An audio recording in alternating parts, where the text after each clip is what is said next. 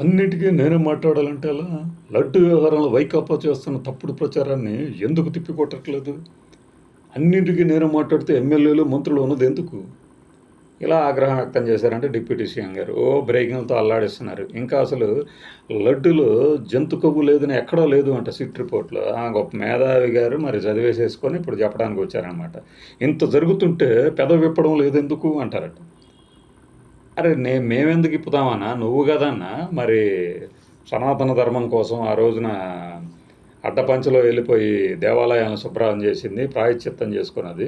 మళ్ళీ మేము ఏదన్నా పొరపాటున మాట్లాడితే ఇదంతా నాదంటారేమో అని అనుకొని ఉంటారు. లేదు, అసలు పైనుంచి ఆదేశాలు రావాలి కదా వాళ్ళకి, ఇది స్టాండ్ దీని మీద మనకి అని. లేకపోతే ఎందుకు మాట్లాడరు? అయ్యో అబ్బే భలేవాడివేనే, మనవాళ్ళు మాట్లాడకపోవటం ఏంటి? పైగా ఇలా మాట్లాడేసి అని ఆగ్రహంతో కారెక్కేసి వెళ్ళిపోయారట. ఆ బాటలోనే మళ్ళీ కొత్త లీకులు. మీరు జాగ్రత్తగా ఉండాలి, ఈ వైఎస్ఆర్సీపీ వాళ్ళతో. వాళ్ళు వ్యక్తిగతంగా మాట్లాడతారు, మీ కుటుంబ సభ్యుల మీద మాట్లాడతారు.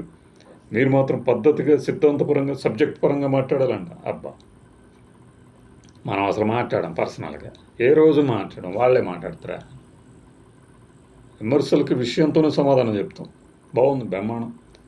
మహిళల విషయంలో పార్టీ శ్రేణులు మరింత జాగ్రత్తగా ఉండాలి. మహిళలకు మీ చేయి తగిలినా కూడా రేప్ చేశారని ప్రచారం చేస్తారంటే ఏమింత దారుణమైన పదాలు ఎవరు వాడమన్నారు? వాళ్ళు చెప్పారా ఎట్లా అని? ఇంత దారుణ పద ప్రయోగమా?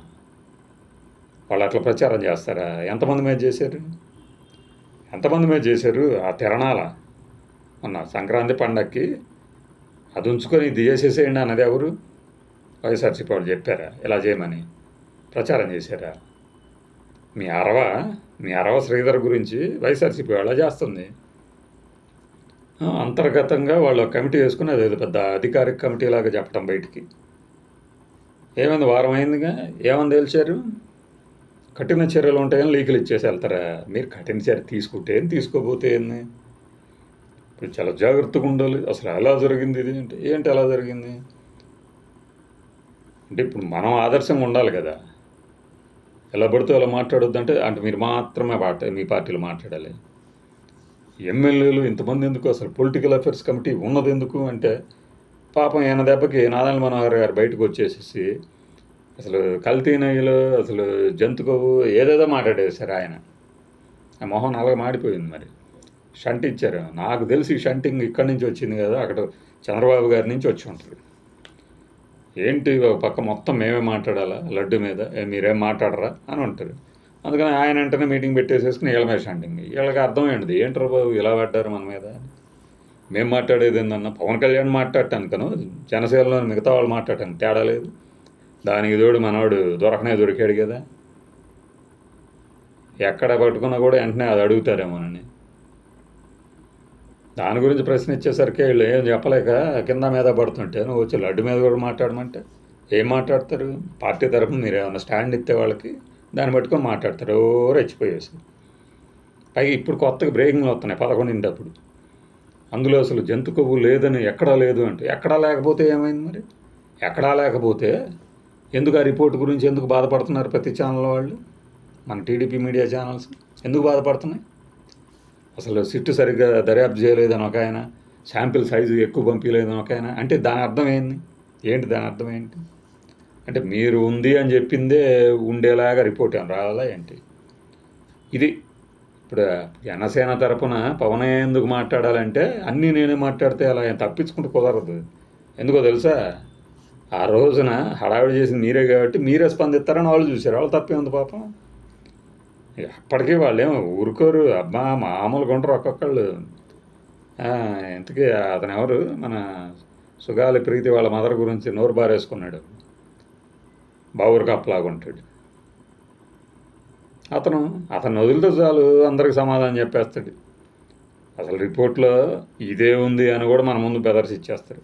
స్క్రిబిడ్లో ఉంది 2024 జూలై 16 ఎన్డీడీబీ ఇచ్చిన రిపోర్ట్ది స్క్రిబిడ్లో ఉంది. చూసుకోండి ఎవరైనా కావాలంటే.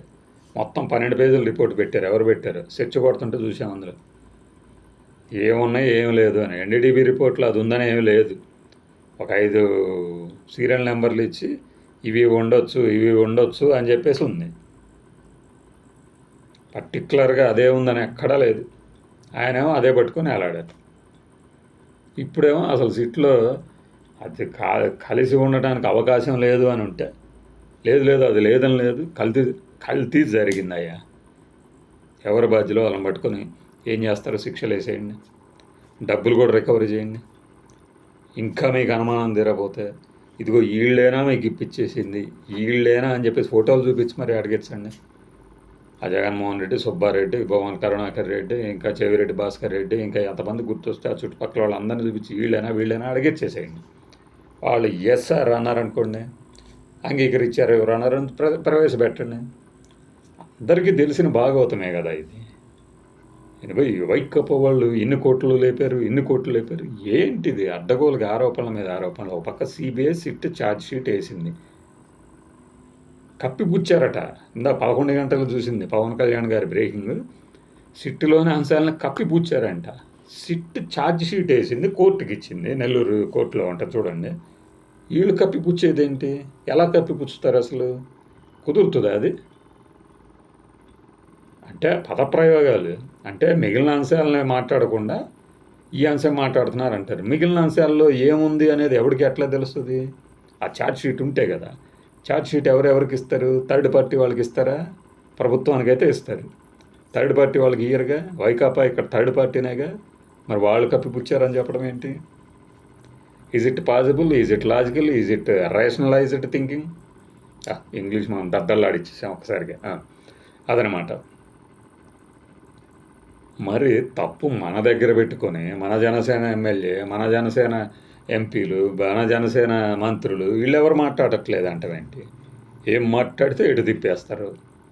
భయం, ఫ్రస్ట్రేషన్. ఇప్పుడు ఫ్రస్ట్రేషన్ నాకు తెలుసు. ఆ మీటింగ్లో మొత్తం ఆ శ్రీధర్ చుట్టూనే తిరిగి ఉంటుంది. దాన్ని కవర్ చేసుకోవటానికి మీరు అది మాట్లాడిపోతే ఎలా, ఇది మాట్లాడిపోతే ఎలా, ఏంటి మీరుండి లాభం ఏం లాభం అంటే ఏంటి? పెద్దానికి ఇంక అందరూ మాట్లాడేస్తూ ఉంటారా? అంత పెద్ద విషయాన్ని ఇంకాస్త పెద్ద విషయంగా చేసింది మీరు కాబట్టి మీరే మాట్లాడతారని వాళ్ళు ఎదురు చూశారు. ఇది కన్ఫర్మ్. గట్టిగా మీ ముందు చెప్పరు, ఏ అధినేత ముందు మిగతా వాళ్ళు చెప్పరు, బయట మాట్లాడతారు ఇంటర్నల్గా. కావాలంటే వినుకోండి, నిఘా వర్గాల ద్వారా సమాచారం తెప్పించుకోండి వాళ్ళు ఎందుకు మాట్లాడలేదు. ఇప్పుడు ఇంకా మనం డిప్యూటీ సీఎం కదా, నిఘా వర్గాలు చాలా తొందరగా ఇస్తాయి సమాచారం, యాక్యురేట్గా కూడా ఇవ్వచ్చు. ఇది పోయి వైకాపా వాళ్ళ మీద తిరగబడండి అంటే ఏం తిరగబడేది? ఇప్పటికే వాళ్ళు చచ్చిపోయి ఉన్నారు 11 ఎమ్మెల్యేలకి. వాళ్ళు కుట్ర చేస్తారా? వాళ్ళు మిమ్మల్ని అస్థిరపరుస్తారా? మిమ్మల్ని చీకాకు పెడతారా? ప్రజలు చిత్కరిస్తున్నారని చంద్రబాబు గారు అన్నారు. మీరేమో ఇక వాళ్ళ మీద తిరగబడండి, వాళ్ళతో జాగ్రత్తగా ఉండండి, సిద్ధాంతపరంగా సబ్జెక్ట్ పరంగా మాట్లాడండి. ముందు ఆ సబ్జెక్ట్ ఎందుకు తెలియాలి కదా సార్ మాకు. ఇందులో సబ్జెక్టు స్టాండ్ ఇస్తే రెచ్చిపోతారు రేపు నుంచి.